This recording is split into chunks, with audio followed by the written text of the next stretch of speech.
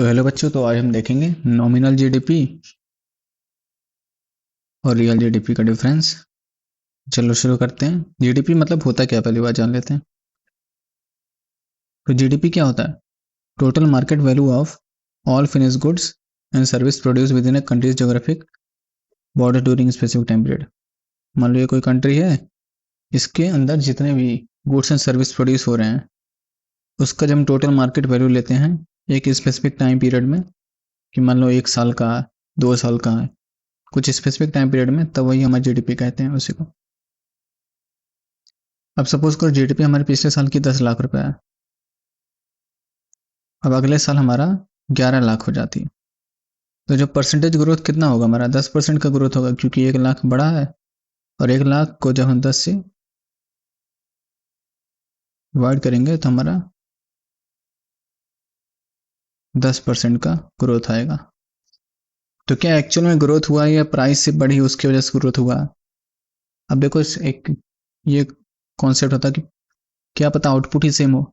जैसे for example आज से 10 साल पहले मान लो तुम एक पेन खरीद रहे थे 10 रुपए का, ठीक है, पेन खरीद रहे थे 10 रुपए का एक पेन। जो पेन अब हो गया 20 रुपए का, तब भी तुम एक पेन खरीद रहे हो।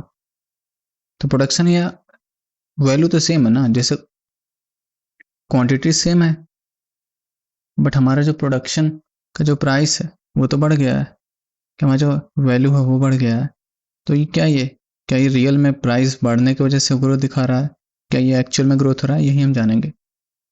तो अब देखते हैं नॉमिनल जीडीपी क्या होता है। तो value of output at current year prices, मतलब अभी जो प्राइस चल रहा है उसका जब हम वैल्यू जोड़ते हैं तो उसको हम नॉमिनल जीडीपी कहते हैं। इसमें इन्फ्लेशन एडजस्ट नहीं होता है, और प्राइस और क्वांटिटी इसके बीच में इन्फ्लेशन ऐड हो सकता है, मतलब कि हम इन्फ्लेशन इसमें इंक्लूड करते हैं।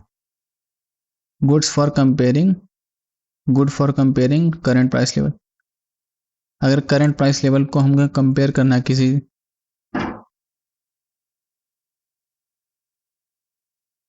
करंट प्राइस लेवल को हमें कंपेयर करना है तो ये काम आता है, इजी टू कैलकुलेट होता है, और इसको करंट प्राइस जीडीपी या करंट डॉलर जीडीपी पे कहते हैं।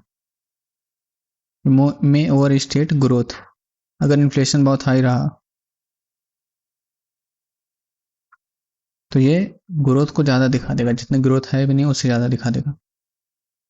अब रियल जीडीपी देखते हैं।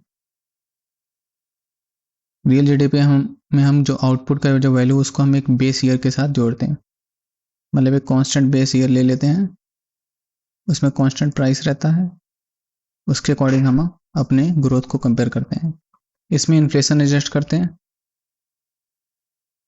इसमें एक्चुअल आउटपुट लेते हैं, प्राइस चेंज को रिमूव कर देते हैं। प्राइस चेंज रिमूव क्यों हो जाएगा, क्योंकि जब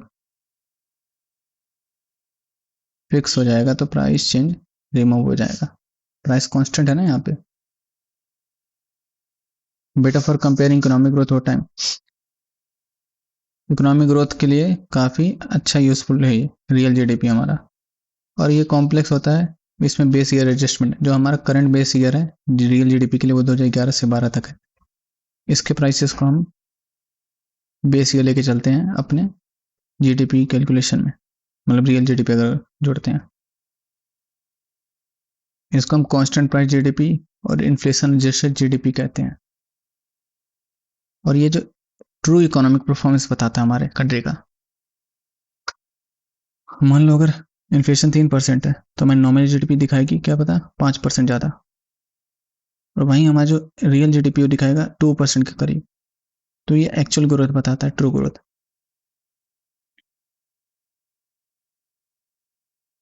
यहाँ पे कर्व मान लिया अगर, तो ये